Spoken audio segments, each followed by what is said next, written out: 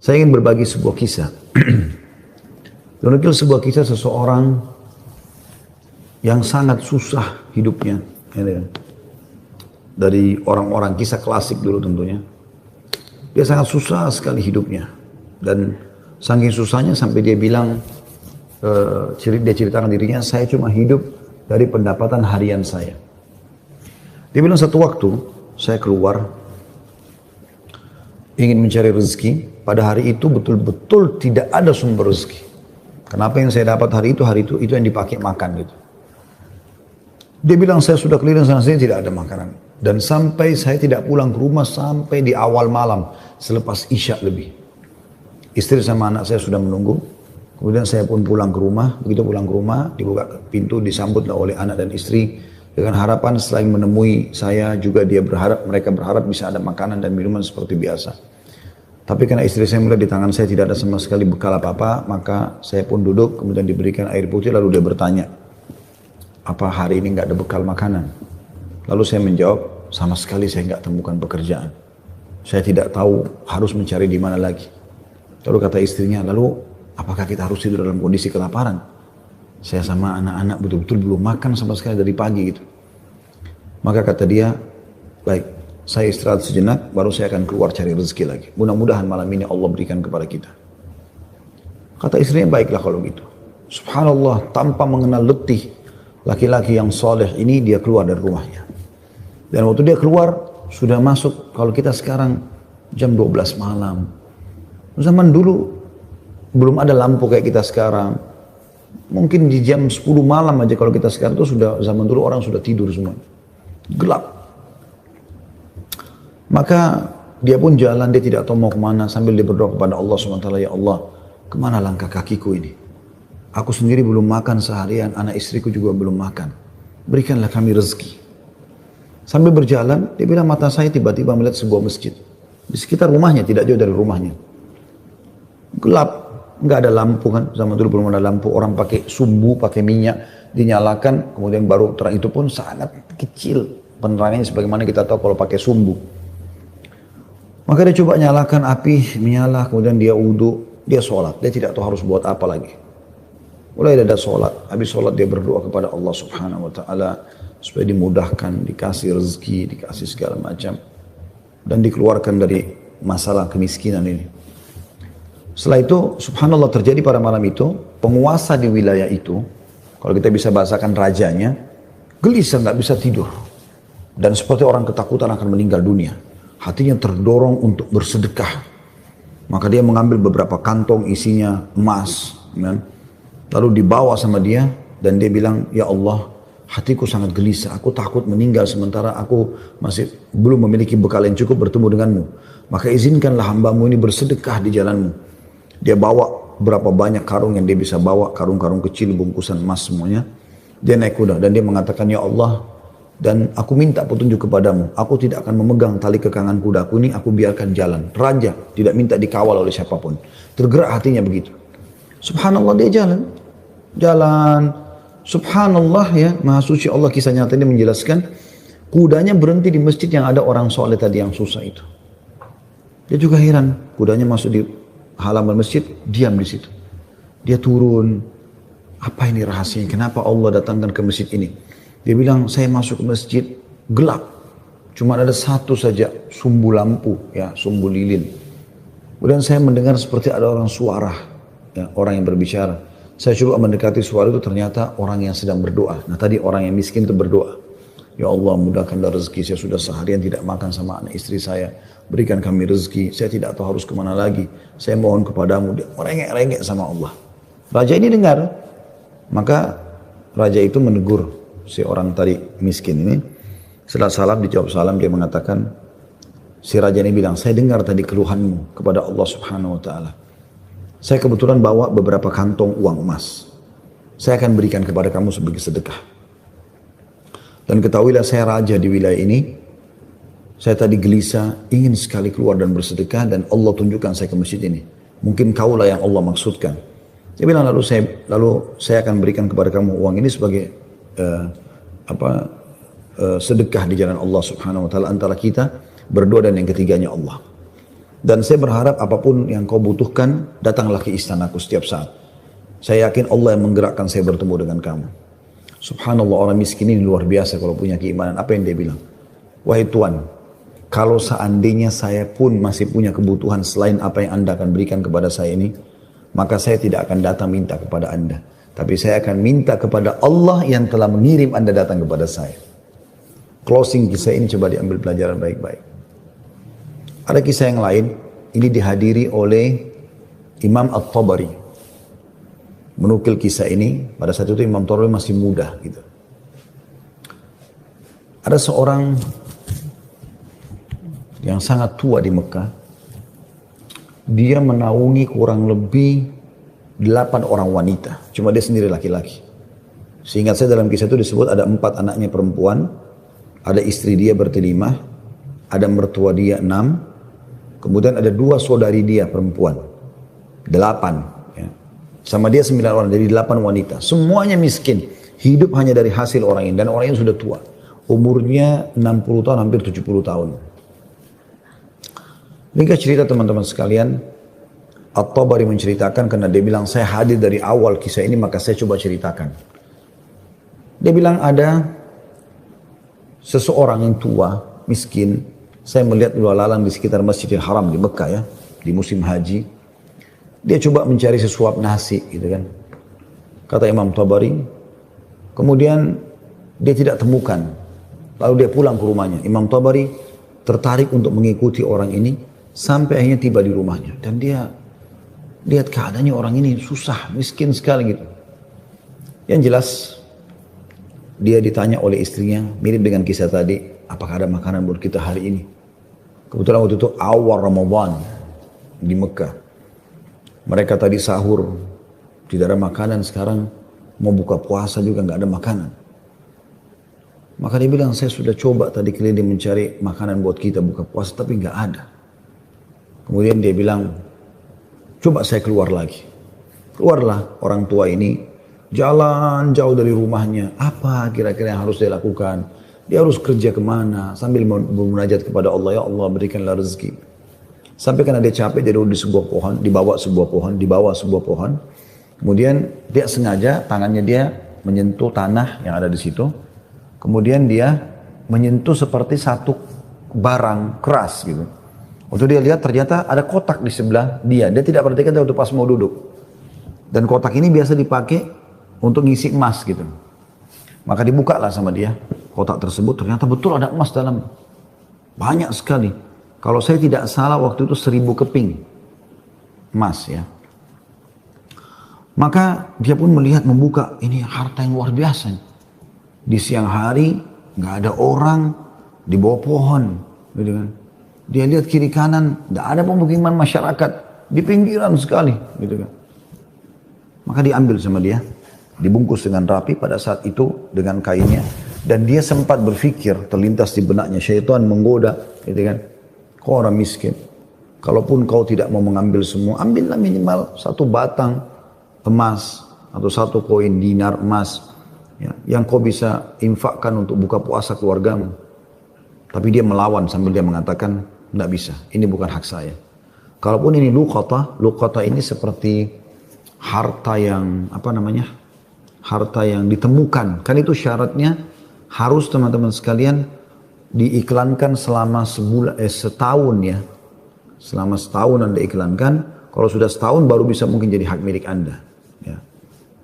Yang jelas teman-teman sekalian, dia pulang ke rumahnya, lalu kemudian dia rencana tidak mau sampaikan kepada istrinya.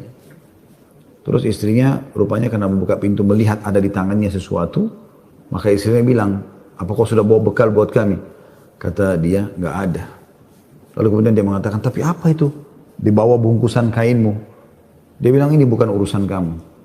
Dia bilang, saya minta atas nama Allah, jelaskan apa itu. Karena istrinya membawa nama Allah, maka dia mengatakan, ceritanya begini tadi. Istrinya, perempuan, miskin, dengar emas gitu kan. Perempuan kaya saja dengar emas mungkin tertarik, apalagi yang miskin, yang susah gitu. Maka dia mengatakan, kalau gitu kita bisa gunakan, karena kita orang miskin, dan itu harta yang kau temukan. Kata dia, tidak demi Allah. Kalaupun ini kita bisa gunakan, setelah 1 tahun kita iklankan. Tidak boleh sembarangan. Maka istrinya bilang, kalau begitu, mirip dengan tadi godaan awal syaitan. Kalau begitu minimal ambil 1 koin dirhamnya, dinarnya. Kita pakai buka puasa. Halal buat kita sekarang, kita ini miskin sekali, nggak bisa apa-apa. 8 orang kau harus naungin sekarang. Dia bilang, tidak demi Allah. Kalau seandainya kau sentuh kotak ini ada yang kau ambil, demi Allah kau saya ceraikan. Istrinya kaget dengan kata-kata itu, akhirnya dia lihat keseriusan suaminya, tidak berani juga. Disimpanlah di rumahnya. Akhirnya tiba waktu buka puasa, mereka buka puasa apa adanya, air putih saja, roti-roti kering ada di rumah, itulah yang dimakan sudah. Besok pagi, selepas sholat subuh di Masjid Haram, orang tua ini pas keluar, ternyata ada 1 orang dari Khurasan. Khurasan ini dari wilayah Irak sama Iran sana ya. Datang, naik di atas sebuah batu dekat Masjid Haram, lalu teriak-teriak. Ya. Dia mengatakan, wahai muslimin, wahai orang-orang yang sedang haji, wahai hamba-hamba Allah, saya kehilangan sebuah kotak emas, kotak isinya 1000 dirham emas, 1000 dinar emas. Siapa yang menemukan, tolong kembalikan kepada saya dan semoga Allah balas kebaikannya dengan pahala dan pengampunan dosa, peninggian derajat dan seterusnya. Rupanya si orang tua ini dengar, kotak ini dia yang temukan kemarin, tapi dia juga butuh. Maka dia mengatakan, wahai Khurasani, Khurasani kayak orang dari Khurasan, dia tahu ini dari Khurasan, mungkin dari face wajahnya gitu kan, mirip-mirip orang Khurasan. Wahai Khurasan, kalau ada orang yang temukan, berapa kau kasih dia? Kemudian kata orang tersebut gitu kan, Khurasan itu, berapa kira-kira dia minta? Kata orang tua ini, minimal kau kasih dia setengahnya. Kata orang Khurasan, tidak bisa. Kalau begitu, kasihlah berapa yang kau mau. Mungkin 1/10-nya. 10% maksudnya. Kata orang Khurasan, tidak bisa. Dia kembalikan karena Allah dan saya doakan supaya dapat pahala di sisi Allah. Dia miskin. Ini hari kedua Ramadan. Sahur dan buka puasa kemarin pas-pasan cuma dengan roti kering dengan air putih. Sudah tua, umurnya hampir 70 tahun. Mau kerja di mana? Di rumahnya sudah ada emas yang begitu banyak. Godaannya luar biasa. Ya. Ini teman-teman mohon maaf agak panjang saya sampaikan dan saya jawab pertanyaan ini karena saya melihat memang ini permasalahan yang dihadapin sekarang ya. Dan butuh jawaban secara keimanan. Apalagi tadi petanya tadi minta semacam motivasi apa yang bisa disampaikan. Jadi saya harus menyampaikan kisah ini. Mudah-mudahan teman-teman yang sedang menghadapi PHK, lagi susah kayak tadi, ibu ini berkeluh kesah, suaminya hanya kuli bangunan, sekarang lagi berhenti dan segala macam. Insya Allah diberikan jalan keluar. Baik, kita kembali ke kisah tadi teman-teman sekalian. Maka orang ini pulang ke rumahnya lalu dia mengatakan, wahai istriku, aku sudah temukan pemilik emas ini. Kata istrinya, alhamdulillah kalau begitu. Bagaimana perkembangan? Tapi saya minta sama dia supaya dia bayar sesuatu. Terus negosiasi dia tanya mau berapa? Saya bilang sekitar setengahnya, dia nolak. Ya, 1/3-nya menolak, 1/4-nya menolak. Sampai saya terakhir tekankan 1/10-nya saja. Dia juga nggak mau. Dia hanya mau doakan saja. Kata istrinya, coba kau kembali ke dia, siapa tahu dia masih mau negosiasi. Ya kan? Dia bilang baiklah. Dia kembali lagi, ketemu lagi sama orang tadi, gitu kan, di hari yang ketiga sekarang. Maka orang itu sama orang Khurasan naik ke atas batu yang sama dekat Masjid Haram. Wahai muslimin, wahai orang-orang yang haji, wahai hamba-hamba Allah, ada nggak menemukan peti saya isinya 1000 dinar emas, gitu kan? Semoga Allah berikan dia kedudukan, Allah ampuni dosanya, angkat derajatnya dan seterusnya, didoakan gitu. Datang lagi orang tuanya mengatakan, wahai Khurasan, saya sudah bilang sama kau kemarin, berilah upah. Mungkin kalau kau tawarkan upah, orangnya mau memberikan, mengembalikan penemunya. Kata dia, berapa paman saya kasih? Dia bilang, saya bilang kemarin 1/10. Orang sana mengatakan, enggak, saya enggak mau. Kalau begitu, berikan dia 1 saja. 1%, 1 saja. Ya, dinar itu, yang dia bisa pakai setengahnya, dia sedekahkan untuk beri makan orang-orang susah di sekitar haram. Setengahnya lagi dia pakai buat kebutuhan keluarganya. Khurasan ini, orang Khurasan ini diam lalu mengatakan, tidak demi Allah. Jadi luar biasa, dia nggak mau kasih. Pokoknya dia kembalikan utuh, ya, atau Nggak usah. Dan dia berharap pahala di sisi Allah. Kalau dia minta bayaran, saya nggak mau. Orang ini kembali lagi ke rumahnya, bilang lagi sama istrinya, orang ini betul-betul tidak mau. 1 dinar pun dia nggak mau kasih. Kata istrinya, lalu bagaimana? Kata dia, saya akan berazam sudah mau kembalikan. Semoga Allah menyelesaikan permasalahan kita. Kata Imam Tabari yang menceritakan kisah ini, dia betul-betul hadiri kisah ini. Dia tahu ini jalan ceritanya dan dia menceritakan. Lalu orang ini kembali lagi, ternyata di hari selanjutnya masih sama lagi kejadiannya. Terus kemudian kata orang tua ini karena sudah 3 hari berturut-turut dia mengatakan, wahai Khurasan, kau mau petimu? Saya tahu di mana petimu itu. Kata dia, ya baiklah, saya akan ikut. Ikutlah dia. Kata Imam Tabari, saya ikut ke rumahnya orang tua ini. Jalan. Pada saat tiba di satu rumah, ada rumah yang terbuat dindingnya dari tanah liat. Sama sekali tidak kelihatan ada layak untuk ditinggal. Tapi hanya sekedar tanah liat, mungkin kalau ada angin kencang bisa rubuh. Atapnya ditutup hanya dengan kain-kain sobek. Ya. Pintunya pun diangkat untuk dibuka gitu. Kemudian dia masuk dan dia persilahkan masuk. Saya pun izin. Saya mengatakan, maaf paman, bisa nggak saya ikut masuk? Karena dari awal saya lihat kisah ini. Maka dia mengatakan masuklah. Dia bilang waktu kami masuk, rumah itu nggak ada sama sekali karpetnya, nggak ada apa-apa, kosong lompong. Cuma ada semacam sekat dan seakan-akan di belakang sekat itu ada wanita-wanita tua yang kelihatan dari penampilan mereka juga itu susah, bajunya pas-pasan gitu. Lalu kemudian orang tua ini menuju ke satu arah di rumahnya, terus digalilah tanah, dikeluarkanlah kotak tersebut. Lalu kemudian dikatakan, sayalah penemunya hartamu itu. Ini. Dan saya sempat minta sama kamu agar kau berikan sebagian. Sebagaimana kau lihat ini keluarga saya, susah begini. Saya sini 9 orang di rumah kecil ini. Saya sendiri laki-laki dan umur saya sudah hampir 70 tahun. Sementara ini istri saya ada di sini juga sudah tua. Ada mertua saya, ada 2 saudari saya, ada 4 anak saya. Mereka semua miskin. Gitu kan. Maka orang Khurasan itu mengatakan, dia buka, dia periksa ternyata masih utuh 1000. Dia mengatakan, tidak. Saya tidak akan memberikan apa-apa. Lalu kemudian dia angkat, lalu dia keluar. Saya cuma bisa doakan kamu kebaikan. Waktu dia keluar, kata Imam Tabari, semua perempuan-perempuan tadi yang tua-tua ini ada, yang memang bajunya lusuh. Seperti orang yang menggigit jari dan kaget ada orang diberikan kembali 1000 dinar, tidak dibayar sedikit pun. Dan tokoh kita ini luar biasa, dia hanya mengatakan innalillahi wa inna ilaihi raji'un. Dah, kalimat istirja, ini musibah.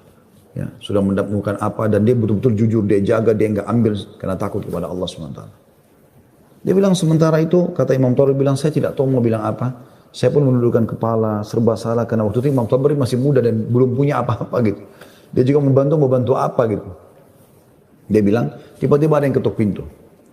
Lalu pemilik rumah ini buka, ternyata orang Khurasan tadi kembali lagi. Kata dia, ada apa wahai Khurasani? Ya, istilahkan Khurasani maksudnya nisbat kepada negeri Khurasan itu ya. Kata orang Khurasan itu, bisa saya masuk?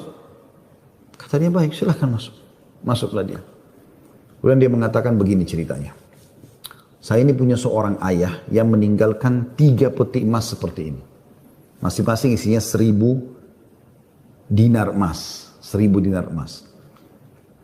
Saat dia, ayah saya waktu mau meninggal, dia mengatakan, 1 dinar emas, kamu bagikan sebagai warisan. 1 dinar emas, 1 kotak maksudnya, bukan 1 dinar ya, maksudnya 1 kotak. Berarti 1000 dinar emas, kau bagikan sebagai warisan. Itu sudah banyak sekali.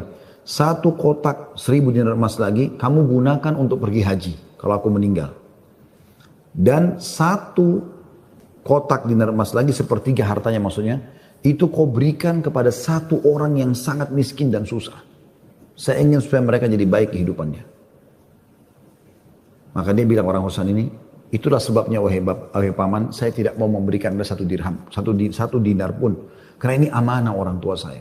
Tapi demi Allah, setelah saya keluar dari sini, saya tadinya memang mau menguji, mau melihat apakah Anda betul-betul susah atau tidak. Ternyata sudah saya lihat tempat Anda dan saya keluar, Anda pun tidak marah, tidak apa. Maka saya melihat Anda orang yang paling layak untuk menerima.